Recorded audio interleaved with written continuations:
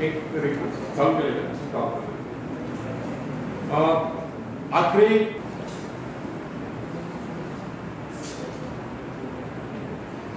उठा धनुष तो प्रहार कर, उठा धनुष तो प्रहार कर, तू सबसे पहले वार कर। अग्नि सी धधक धधक, हीरे सी चमक चमक, सिंह सी दहाड़ कर, तू शंख सी पुकार कर। अग्नि सी धधक धधक, हीरे सी चमक चमक, सिंह सी दहाड़ कर, तू शंख सी पुकार कर, तू सबसे पहला प्रहार कर, तू सबसे पहली वार कर। रुके न तू, थके न तू, झुके न तू, थमे न तू, रुके न तू, थके न तू, झुके न तू, थमे न तू सबसे पहला प्रहार कर, तू सबसे पहली वार कर। जीवन की भूल भुलैया में तू सही रास्ते का इंतजार कर। जीवन की भूल भुलैया में तू सही रास्ते का इंतजार कर। जीवन की इस लड़ाई में अपने मन के विचारों से प्रहार कर, तू सबसे पहला प्रहार कर, तू सबसे पहली वार कर। स्थिति कैसी भी गंभीर हो, स्थिति कैसी भी गंभीर हो, रास्ते कैसे भी खतरनाक हो, तू अपने हौसलों की उड़ान से अपनी मुश्किलों पर प्रहार कर। तू अपने हौसलों की उड़ान से अपनी मुश्किलों पर प्रहार कर। तू सबसे पहला प्रहार कर, तू सबसे पहली वार कर। तू था कमाल, तू था कमाल, तू ही कमाल, बस भटक गया था राह में, अब संभल गया है तो थाम तलवार और रख दे चुनौतियों को काट कर। अब संभल गया है तो थाम तलवार और रख दे चुनौतियों को काट कर। अब संभल गया तो उठा हथियार और सारी कठिनाइयों पर प्रहार कर। तू सबसे पहला प्रहार कर, तू सबसे पहली वार कर। धन्यवाद।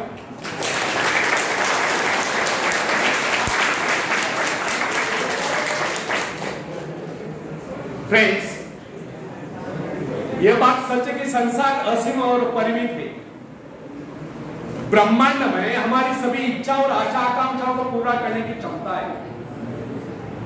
सुख प्राप्त करने के लिए केवल इन स्रोतों का उपयोग करना उत्साह के द्वारा ही संभव हो सकता है। सोई हुई शक्तियों को जगाकर प्रकृति के इस विशाल भंडार को उपयोग करने के लिए किए गए प्रयत्न अनंत है।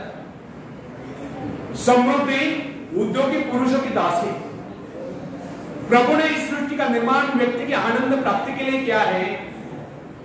ईश्वर ने मनुष्य की रचना इसलिए नहीं की कि वह सदैव अभाव में रहकर कष्ट भोगता रहे।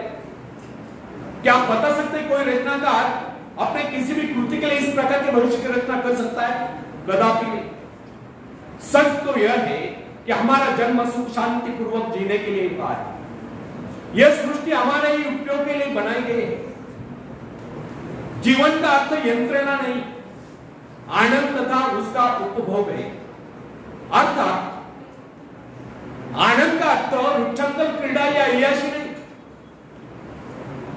विलासिता और अय्याशी तो जीवन को पतन की गति को ले जाता है। आनंद का वास्तविक अर्थ है व्यक्ति की सभी शक्तियों का पूर्ण विकास और विकसित क्षमताओं का विश्व कल्याण के लिए प्रयोग। नैतिक जीवन में एक प्रकार के संतुलन की सृष्टि करना है। आनंद का अर्थ है सुख, समृद्धि, शांति और सद्भाव का आगमन तथा दुख, दरिद्रता, ईर्ष्या, द्वेष आदि बुराई का नाश। आनंद जीवन का स्वर्गिक पहलू है। हृदय की स्वच्छता, दृढ़ता, धैर्य आदि बातें आनंद के लिए प्रारंभिक सीढ़ियां हैं। मनुष्य के जीवन में आनंद का अनुभव उस समय तक नहीं होता जब तक वो अपने मन से शंकाओं, संदेह, ईर्ष्या, द्वेष आदि बुराई को दूर नहीं करते। भय और शंका जीवन रूपी गंगा में विष खोल देते हैं। बुराइयों का संघर्ष जीवन की समरसता को नष्ट कर देता है और समरसता का अभाव जीवन में विसंगतियां पैदा करता है और विसंगतियां जीवन के उज्जवल पक्ष पर इस प्रकार छा जाती है जैसे चांद पर ग्रहण। आशा, विश्वास, श्रद्धा आदि बातें जीवन को अलौकिक करते हैं। इनसे जीवन में शुचिता, स्वच्छता और निर्मलता का समावेश होता है और इन्हीं से जीवन में संतुलन आता है और संतुलित जीवन ही हमारे हृदय में प्रेम रूपी स्थिरता का उद्गम स्थल है। फ्रेंड्स, यदि आपके मन में संकीर्णता है, डाउटफुलनेस है, तो आपके विचार भी संकीर्ण होंगे, डाउटफुल होंगे। संकीर्णता के कारण ही मानसिक रूढ़िवादिता को प्रोत्साहन मिलता है। संकीर्ण विचारों वाला व्यक्ति अपने आप को इस संसार से निकालकर अंदर ही कोई में कहीं रुक जाता है। उसके जीवन का ध्येय तथा अन्य गतिविधियां संकीर्ण घेरों में बंद कर हो जाती।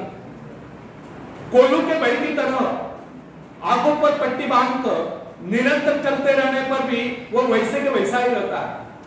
उन्नत विचारों से उसका नाता टूट जाता है और एक दिन आता है जब समय उसके आगे निकल जाता है, वो केवल पोंगा पंथी के रूप में खड़ा रह जाता है। इसलिए हम विचारों की समृद्धि पर जोर देते हैं, भीतरी शक्तियों की जागृति पर जोर देते हैं। दुनिया में सब कुछ है, वो सब आपके लिए है, किंतु आप उठे तो सही, उसे प्राप्त करने का प्रयास तो करें। कोई ऐसा कार्य करे जो रचनात्मक और सृजनात्मक। फ्रेंड्स, सृजनशील व्यक्ति के मन में सृजनशील विचार आता है, यही विचार उसे समृद्धि की ओर ले जाते हैं। नई कल्पना के अभाव में वह कभी सफल नहीं हो पाता। सृजनशीलता ही सफलता की पहली सीढ़ी। सृजन का उद्गम उसी व्यक्ति के मन में होता है जिसका हृदय मुक्त, स्वच्छंद और निर्मल। निर्धनता और असफलता का सबसे बड़ा कारण मन की संकीर्णता है। संकीर्ण मस्तिष्क में नए विचार नहीं पनप सकते और नवीन विचारों रहित व्यक्ति सफलता की सीढ़ियों तक नहीं पहुंच सकता। मलिनता की समाप्ति और सृजनात्मक प्रतिभा को बढ़ावा देने से सफलता और सुख का जन्म होता है। बंदरिया की भांति मरे हुए बच्चे को छाती से चिपटाए रहने से कुछ नहीं होता। इसलिए फ्रेंड्स, विचारों में नवीनता लाने का प्रयास कीजिए। जब विचारों में नवीनता आएगी तो कार्यों में सृजनात्मक बदलाव आएगा, जीवन शैली बदलेगी, तब भाग्य स्वयं बदल जाएगा।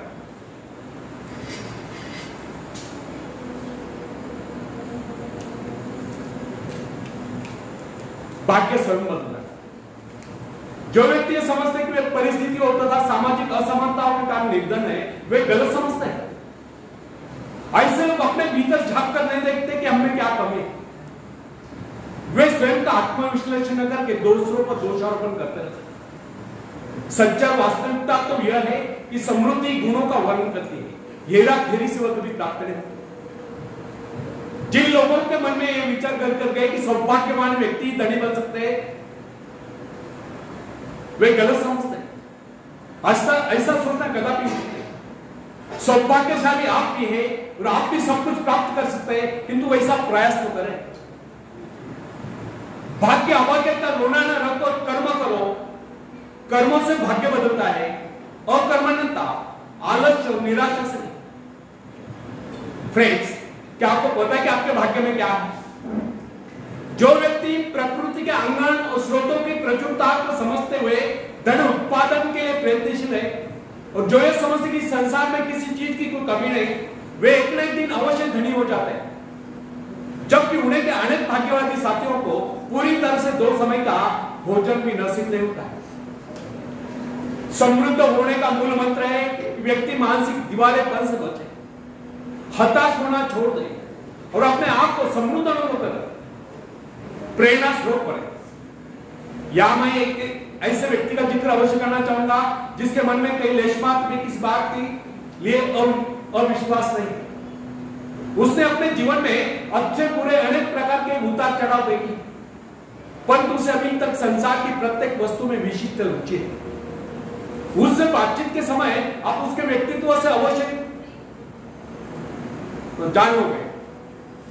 फ्रेंड्स, वो किसी भी वस्तु को साधारण नहीं समझता।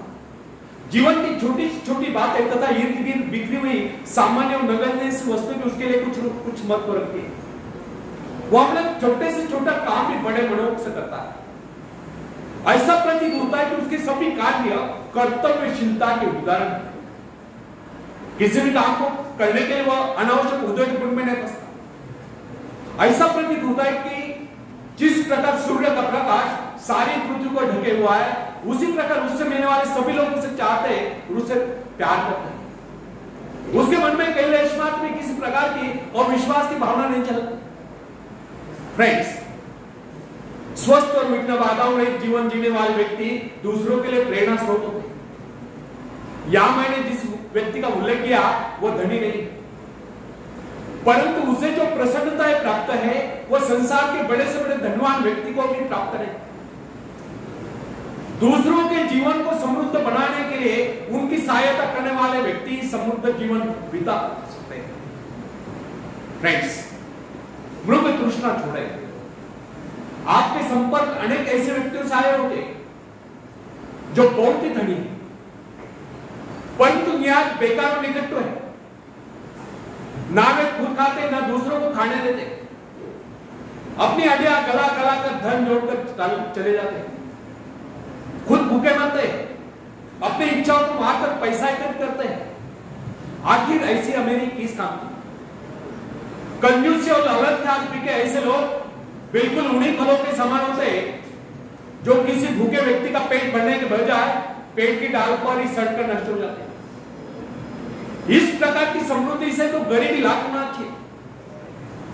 यदि हमें एक बात भी ज्ञात हो जाए कि शक्ति का मूल स्रोत हमारे भीतर ही विद्यमान है, तो हमें इधर उधर भटकने की आवश्यकता नहीं है।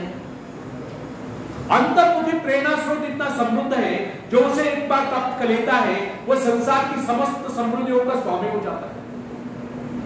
प्रेरणा रूपी अमृत पात्र के एक बूंद उसके जीवन की सारी शुष्कता को समाप्त करके उसे हरियाली में बदल देते हैं। प्राय लोगों के साथ कठिनाई है कि वे कस्तूरी मृग के समान अपने नाभि में स्थित कस्तूरी को ढूंढने के लिए जीवन भर इधर उधर भटकते रहते हैं और अपने नाभि में स्थित सुगंध के स्रोत को ढूंढ नहीं पाते। वस्तुतः समृद्धि का मूल स्रोत हमारे भीतर ही विद्यमान है। आवश्यकता केवल इस बात की हम उसे खोज ले। यही कारण कि हमें अपने जीवन से वही कुछ मिलता है जो हम उससे मांगते हैं। हमारा वातावरण, हमारी परिस्थितियां, हमारा व्यक्तित्व आदि सभी कुछ हमारे विचारों के अनुरूप ही स्वरूप धारण करता चला जाता है। फ्रेंड्स, जो व्यक्ति लगातार गरीबी के डर से आक्रांत रहता है वह स्वयं ही निकामा हो जाता है। वह सदैव यही सोचता रहता है कि वह अभागा है और दुनिया की सुख समृद्धि उसके लिए नहीं बनी, तो उसको समृद्धि किस प्रकार प्राप्त होगी? स्वास्थ्य, ईश्वर विश्वास, आस्था और उद्यम में कमी के कारण ही व्यक्ति सदैव पददलित बना रहता है। जो व्यक्ति ये समझते हैं कि समृद्धि हमारा जन्मसिद्ध अधिकार है और इसे प्राप्त करने के लिए किया गया प्रयास कभी निष्फल नहीं होता, समृद्धि एक न एक दिन अवश्य उनके कदम चुमती है, वह व्यक्ति सफल।